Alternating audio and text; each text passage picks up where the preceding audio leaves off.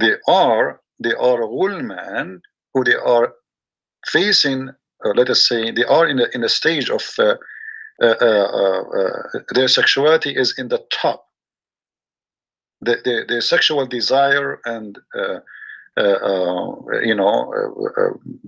needs is the top human being he can have.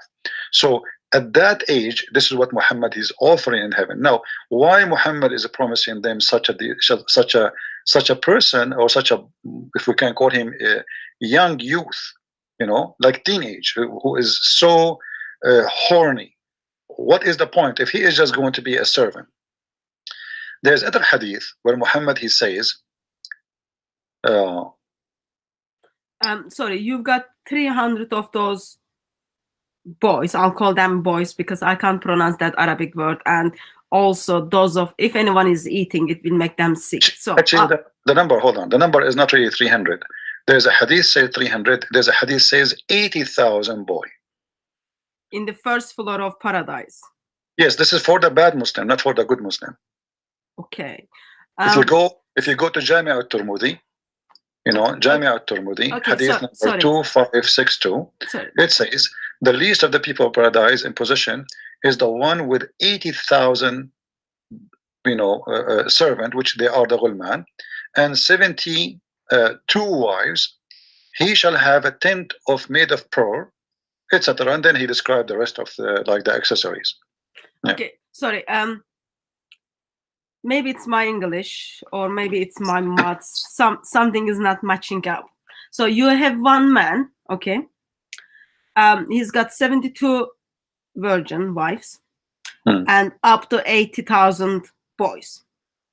Yeah. Okay, and so he's gonna have sex with them, with 72 people each day. Okay, so one day is 24 hours divided 72. Not very good number. And of course, between the times, I don't know, probably like there needs to be rest, there needs to be food being eaten, plus you've got those boys who are in their top level of their sexual desire. Is it my maths is not matching here, or there is like something else going? No, here actually there's a lot of like stupid promises Muhammad he made, because remember we just mentioned that Muhammad, he promised the Muslim he would have an orgasm of 70 years. Okay. So that's me. What the benefit of having those 72 if your orgasm will be 70 years? That's mean in order to, I mean, if the orgasm is the short time compared to the sex time. So let us say if the orgasm is 1% of the sexual time, sexual relation time. So that means the sexual relation time is going to be what? 500 years. So by the time you finish with the first one, is going to be maybe 500 years or 570 years, and then you start with the second one. So in order to finish the 72, maybe it's going to take him maybe 35,000 years. So, you know what I mean? Because the is there a hospital in Islamic paradise? Because I am assuming man will need hospital or woman will need hospital. Sorry. And this is just the orgasm. The orgasm is a short period compared to the sexual period. So if Muhammad is saying it is 70 years, then we have to think about, so how long the sex will be? Well, it's going to be 2 minutes? No way. It's going to be 5 minutes? No way. It would be funny if sex is 5 minutes and the orgasm is 70 years. So if the orgasm is 70 years, the whole process is how long? You know what I mean? Anyway, it, like, as a Christian woman, it makes me feel sick. But I don't know how does it make feel Muslim woman. Because there was, I spoke to a Muslim woman once, and she was quite okay with it. You know what the Muslim will say to you? I mean, he is, that's it. This is his religion. This is his stupid cult. He will change it. He cannot. So he will say it's good. I mean, I'm happy with it. But the fact, I'm sure many of them, they have a lot of questions in their head. I mean, what's wrong with this guy? Why sex occupies so much of the head of Allah? He cannot make us happy in different way. I mean, God is almighty and he can make you happy. Happiness is not difficult for God to bring it to you. So if happiness became just sex, then this God must be a sexual God, because he concentrate. If we go and read in the Quran, the only promises is either about gold, silver, clothes, food, and sex. And sex will take a big portion of this heaven. So everything is about the belly and down. There's no heart. There's no love. There's no, what about God created Adam and Eve? So the logic is, if God will provide us with sexuality, then well, one man and one woman, because God, he did not create Adam and 72 Eves or 72,000 Eves. So if this is what God he did in the beginning, why he would do different in the end? It doesn't make sense. So Muhammad, he was trying to tempt his men to die for him. Go and fight and die. And promises is so cheap. I mean, talk is cheap. I can promise you heaven as you wish. I can promise you the biggest. Even Muhammad, he promised a guy that he will have a corner lot in heaven, and he in exchange of his palm tree farm. So Muhammad, obviously, he is a good bargain person. Actually, even the Quran describe Islam as a bargain, as a business. Muhammad, he says, shall I, his God told him supposedly, shall I lead you to a bargain, a business, which will bring you to Allah and get a great reward? It's a bargain, you know. So why Allah he consider believing in him as a business? So Unless he is doing a business. Muhammad is a businessman, and he is saying to them, Allah is a business too. You believe in him? Here we go. Read chapter 61, verse number 10. Oh, who you believe, shall I show you a commerce that you will save you from painful doom? It's a business, it's trade. You give Allah this, he give you Allah that in return. So let me go back to my Christian brothers who might think it's good offer to buy Islamic paradise or get the Islamic paradise. And some of those brothers are married. Okay, so let's say they end up in Islamic paradise. What are their wives going to get it? If, sake of the argument, their wives made it to the paradise, are they gonna get 72 virgin men? Because equality is important, you know. Well, there is many hadith he mentioned, and remember always, anytime the Muslims they find something embarrassing, they will say it's da'if. Anything is, but da'if is accepted still. Yeah, so, they all pass the test. If we go in the hadith, in Jami' al-Tirmidhi, it says, indeed, in paradise, there is a market which there is no buying nor selling except for images of men and women. So whenever a man desire an image, he entered. What does that mean? This is the Playboy magazine of Allah. So now, in the heaven of Allah, the sexuality is not a sexuality about man sleeping with women only. It is a magazine. There's a magazine store, big mall. There's nothing there. There's no fruits. There's no vegetables. There's no clothes. Only images, pictures, Playboy. And then the customer is a man. There's no women customer there. So the sellers, the one who is going to buy, is a man.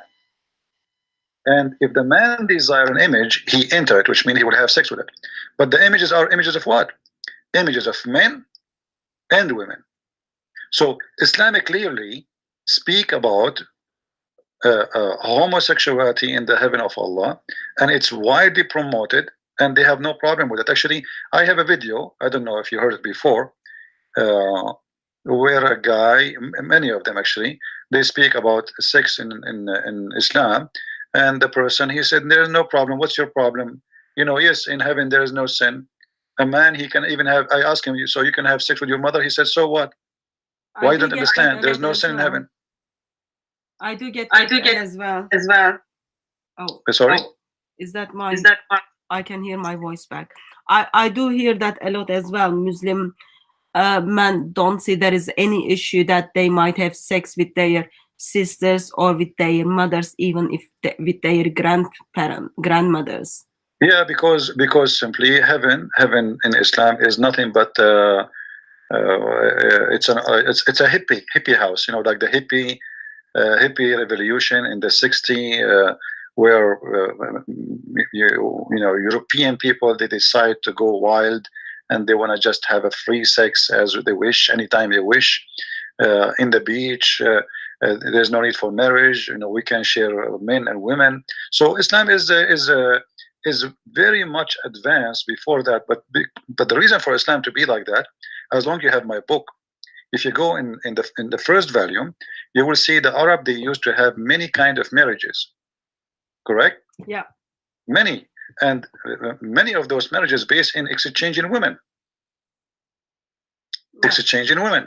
So Muhammad, he understand that pleasure, because I believe strongly that Muhammad himself, he used to exchange women. This is why in the Quran it says, like if you go in the Quran chapter of Al-Ahzab, where Muhammad, Allah, he says, supposedly Allah said to Muhammad, not Muhammad said to himself, that any woman, she want to give herself to the Prophet so he can have sex with her. And then Muhammad, after that, in verse number 52, it says, it's not allowed for you to change or exchange. This is the translation the Muslims they have. So how you can exchange women? I mean, how you can change a woman? You see, here it did not say divorce. It says you cannot change or exchange. Exchange in Arabic, to beddel, there's a huge difference between divorce and change. Divorce, she's gone. I'm not that much surprised on that, because isn't it the same God who tells when husband doesn't need his wife anymore, you can marry him? So in the mind of Allah, human beings are an object which you just buy it from the shop and you can return it and give it back. Yeah, but here the idea is, why the Quran is saying to Muhammad, you cannot change or exchange. But here, like this is Yusuf Ali, I will read it for the Muslims, and I'm not using my translation. It is not lawful for thee,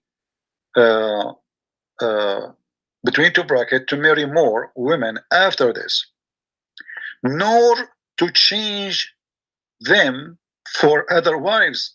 How you can do change other way? You see, it's not allowed for you to marry more women, nor to change them for other wives. What was happening here, obviously, that Muhammad at that time and the Muslims, they are practicing a changing wives. And changing wives is not a divorce. Changing wives is you take my wife, I take yours for a period of time. And this is what the Arab used to do before that. So Muhammad, obviously, he still enjoy changing wives, the same as the Arab used to do so. This is why when a Bedouin man, he came to Muhammad and he said to him, give me al-Humayra, you know, the Aisha, they call him the blondie. So Muhammad, he said, but she is the mother of the believers. Muhammad, he did not take his sword to fight him, and I am the prophet, I will kill you. No, he was, it's okay. And then Aisha, she said to him, who is this guy who can say such a thing to you? Muhammad, he said, he is a fool, we have to obey. Which means if he insists to take you, he will, and I will give you to him. So sexuality in Islam is beyond just it's not just like you know, heaven and even in earth. I mean, is earth is different from heaven in Islam? All of it is about sex. Let me ask you a question. I'm guessing you've been Christian long enough. How, may I ask, like, how old are you? Are you like in your 30s, 40s, 80s? I'm very old. Even okay, you know, I'll think you are in your 70s. Yeah, 80, 90. Yeah, I'll go with 70s. Okay. For last 70 years, how does it make you feel as you read these verses as man, and hearing Allah does give you right to exchange your wife with someone else's wife? Well, first of all, here you see always the story have two sides. There's the guy who will take the wife, and there's the guy who will lose the wife. So Muhammad always the one who will take the wife. You see, you remember the story where Muhammad, he took the wife of his own son, right? Yeah. So in the story, Zayd, he is younger than Muhammad, and Muhammad is the old guy. But yet the younger is the loser, and the older is the winner. So Zayd, he been forced to divorce his wife, so Muhammad, he can have her. So age will not change the fact that everything in Islam is about a winner and a loser, and always Muhammad have to be the winner when it's come to sex. You, even if you are the son of Muhammad, you are not safe. Your wife is not safe from him. And even Ibn al-Arabi, in the interpretation, they says that Ibn al-Arabi said, if the Prophet, his eyes fall into a woman, her husband, he must divorce her immediately, so the Prophet, he can have her. So Muhammad, I believe, in certain point, his reputation became so horrible, and he wanted to fix it to make it look like, okay, you know what? I became a good guy. I'm not going to exchange wives no more. I'm not going to be the playboy, you know me, anymore. So in the chapter of Al-Ahzab, after he made the verse where it says that any Muslim woman, she can give herself to the Prophet so he can have sex with her, after that Muhammad, he came, oh, okay, you know what, Allah, he told me after that I cannot change women. Because people, they start talking about what kind of a prophet this prophet is. And that's why, if you remember, Aisha, she said to Muhammad, Inni ara rabbuka yusari'u ila hawaka ya Muhammad. I see that your God, he rush into your desire, Muhammad, sexual desire. Now, why Aisha, she said that? She is the wife of the Prophet. She is not a stranger. But if Aisha, she is not stupid. She is observing, and she learned that her husband is a sexual predator, and he will use God as a puppet for his sexual desire. So women, they start offering themselves to the Prophet to sleep with him.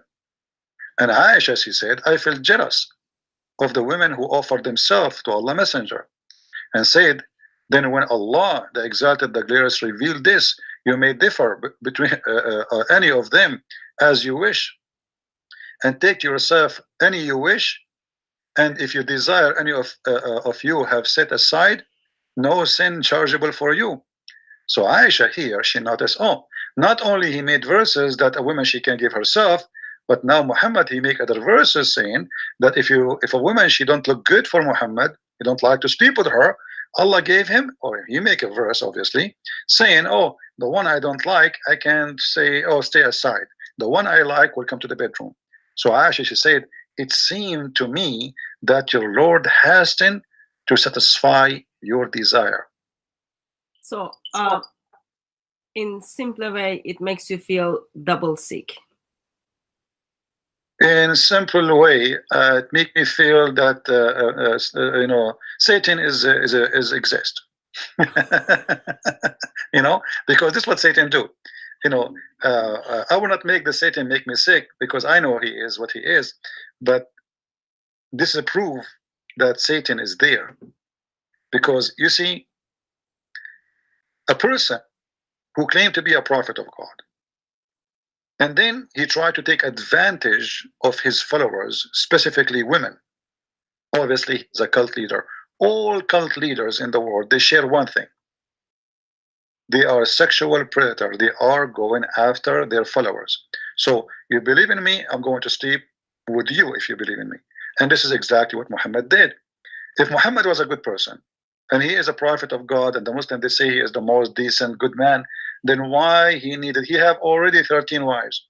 So why he needed verses saying any woman, she can give herself to the Prophet? Why? He's short of women, he's short of sex, he cannot find a wife.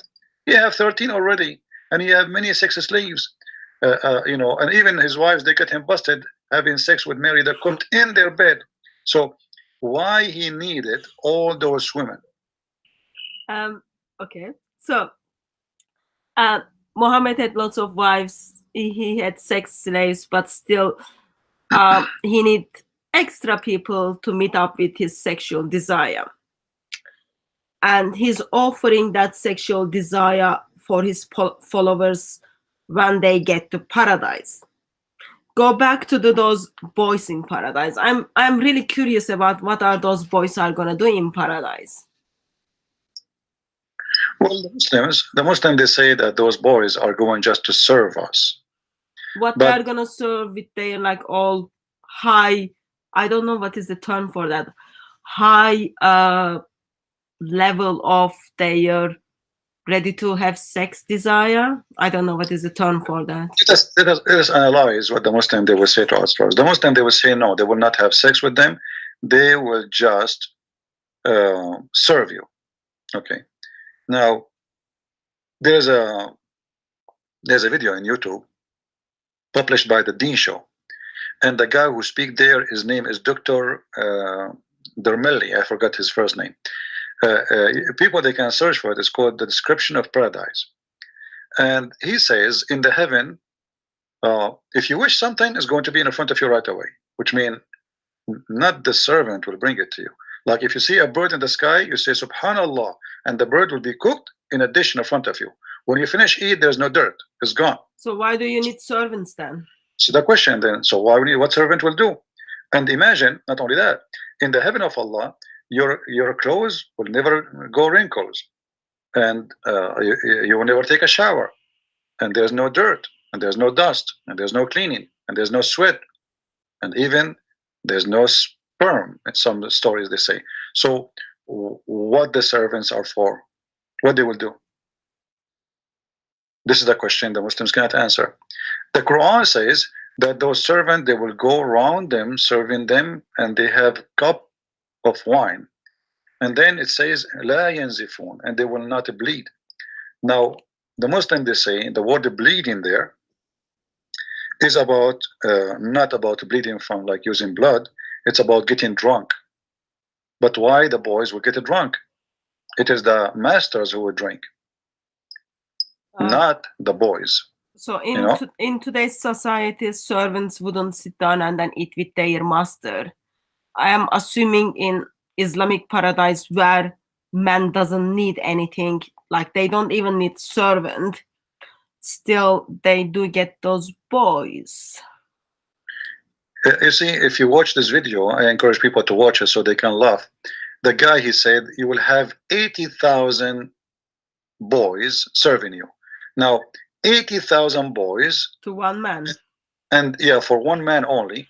Wow. And then this man, if he wished something is going to be in front of him before even he saying. So what the boy would do, it is silly, it is stupid, and the Muslims, they try to get away with this promises. At the same time, isn't it, this is a child abuse? Let us say they are. But slavery is all right though in Islam. It's all right, yeah. Yeah, so they wouldn't complain about it. But those who claim that Islam is a good religion and Islam is have ethic, I mean, where is the ethic in this? Allah will enslave for eternity a bunch of youth, and their job is to serve me a cup of wine for eternity. If they will not have sex, according to Muslims, let us say, I'm going to the Muslims' claim. Let us say they will not have sex with them. They will just serve us wine. So they try to enslave 80,000 little youth just to serve me wine. 80,000. How many cup of wine I would drink a day? I mean, why 80,000? Sorry, my brain sometimes just most of times doesn't work. So you've got those 80,000 boys who are high in their sexual desire, okay, and all of their job is to just serve you wines, 80,000 wines in one go. That's a lot of wine. That's a lot of kids, a lot of boys. And I am very curious why Muhammad needed to express how high was their sexual desire. What do you think? Well, you know, it's not only a lot of wine. I mean, this is stupid. I mean, what? You see, like, if heaven is heaven, can't heaven be perfect without having a youth next to my bed? 80,000. I mean, 80,000. They have to be mute to enjoy my day. 80,000. They don't talk. 80,000. They don't blink. 80,000. They don't even make a sound when they walk. Because if you have 80,000 chicken and they walk around without talking, without making buck, buck, buck, buck, buck, they will drive you crazy by the sound of their feet. So you have 80,000 youth. This is an army. You can fight, and you can, you know, there's some countries until now they don't have 80,000 soldier. So 80,000 just to serve me wine. Well, life must be very hard in paradise, Christian Prince. You can guess, like having lots of sex for long times. You need lots of drinks, and you need those sexually high boys to serve you drinks. It's For hard me, work. I see it very, very silly, and it's an insult to our brain. Like, how anyone can believe in such a garbage. I mean, 80,000 little boys, and they are youth, and they are horny, and they will be. And not only that, the Quran could describe them. They are white like pearls. Why they have to be white like pearls? Why they have to be so beautiful? You know what? So obviously, the man is enjoying their beauty too. Otherwise, why I need those boys who they are youth, who they are very horny? Why they have to have such a look, such a face, and such a design?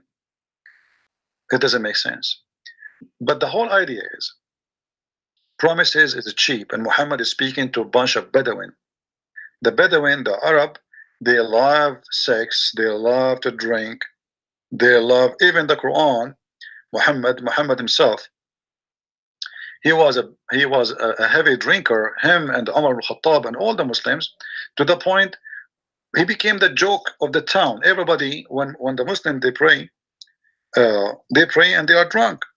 So Muhammad, after the people start making fun of him, he come with a chapter 4 verse number 43, where it says, Allah told Muhammad, supposedly, for sure it's Muhammad, he said to the Muslims, "Oh, who you believe, approach not prayer when you are drunk." So imagine how much they are obsessed with drinking, those Arab in the time of Muhammad, to the point they cannot pray. They are, when they go to pray, they are falling apart. So they are a bunch of drunken people. So Muhammad, he did not forbid that until he himself cannot drink, and then he says the wine is haram. Now here you will see the contradiction. Why wine in earth is bad, and why wine in heaven is good? I know the answer to this question. Sorry? I know the answer to this question. Would you like me to answer? Go ahead. So according to an imam who I spoke, he said Allah wants us to control ourselves in this world, and then we will get the wines in paradise because we deserve it by controlling. And my response to that was, morality of Allah changes while people are in this world. His morality gets worse when people end up in paradise. But the Muslims don't control anything. The Muslims, Muhammad, he legalized all adultery, and he make it legal, including prostitution. Like, is a prostitution haram in Islam? It's not. No, that's why we do have lots of grooming gangs in UK. I'm not sure if you heard of it, thanks to teachings of Islam. I don't know what's that, but prostitution in Islam, as long you are using your slaves, it is halal. Chapter 24, verse number 33, it says that force not your maids, who they are your slaves, into prostitution if they desire not to do so. But however, if you force them, Allah is all merciful and forgiving. There's no punishment in Islam for any Muslim if he use his slave. She have to be a slave, not a free woman. If he use a slave he own for prostitution, it is legal, it is halal, and there's no problem with that. And the only condition here in the verse it says, force them not if they choose, which means if you ask her, you like to do prostitution, and she says, "Hey, good for me," then business is good. However, even if you force them, Allah is all merciful. The Muslims, they say Allah is merciful for them. Okay, but what is the punishment for prostitution in Islam? You see, the verse doesn't say never do prostitution. The verse is so clear. It says force them not to do prostitution if they choose. If they choose not to do prostitution, and if you force them, Allah is all merciful. So where Muhammad he says prostitution is forbidden? Nowhere. The verse is so clear. So same time for the muta. You know the muta, right? Yeah. Let me just comment on that. Surah 24. So in England, it's been almost a decade now. Mainly Muslim, mainly followers of Islam, not Muslim, mainly people who follow the teachings of Islam and identify themselves as people who fast during the Ramadan, who goes to Friday prayers. They pick those young white British girls, mainly British, and then they use those girls, they sold those girls, and they make money from those girls. We call it, like, it's been all over the news, identified as grooming gangs. But how they get those girls? I don't understand. What they do? Marry them? What they do? No, so they pick up those girls from the, like, after school, or those girls go to shop to buy the things, and then they start giving those girls gifts. From that, they are building relationships, they are grooming the girls, and then from that, the girls kind of start, oh yeah, he's my friend.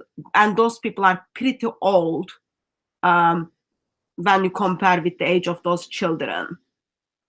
Youngest child was 9 years old, and then until it goes until 15. I did meet some of the girls who's been groomed, and the way they've been treated by Muslims. If one of the girls wanted to give up and didn't want to kind of be friend with these Muslim men, they were told family will get hurt. One of the girl, they nailed her tongue on the table if she goes back to if she leaves this gang.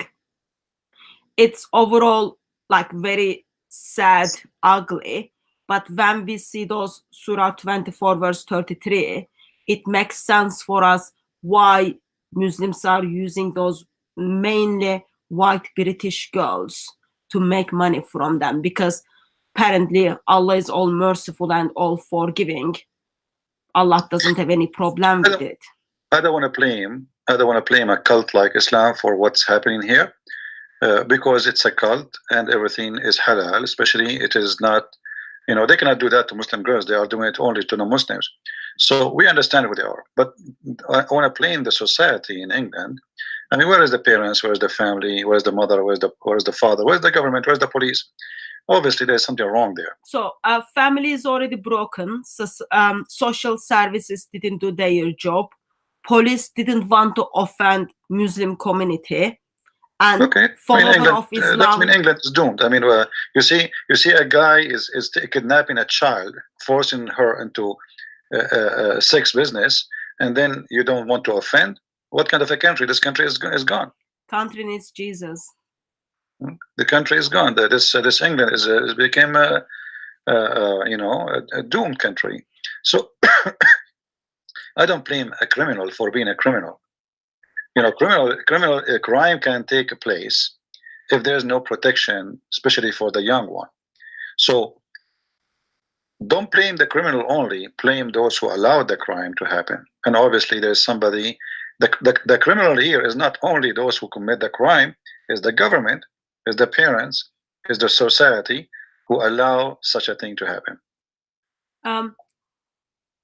Yeah, like everyone has responsibility and everyone did their part is wrong, but still there is an ideology out there gives right to their followers to abuse, buy and sell people who do not share their ideology. That's very ugly and wrong. Yeah, we know that, but what I'm saying, I know what Islam is about, and I know Islam allowed to take advantage of those who they are not Muslims, but But there is other kind of criminals who don't care about religion too, and they would do that. However, if you don't provide protection in any society, the weak ones always, they will be the victims. And obviously the society in England is suffering from a big problem, and the problem is very simple. There's no protection. So Muslims, they have their religion where it allowed in them, like, you know, you cannot kill a Christian if he is protected, and because he's paying the jizya. But if he is not, you can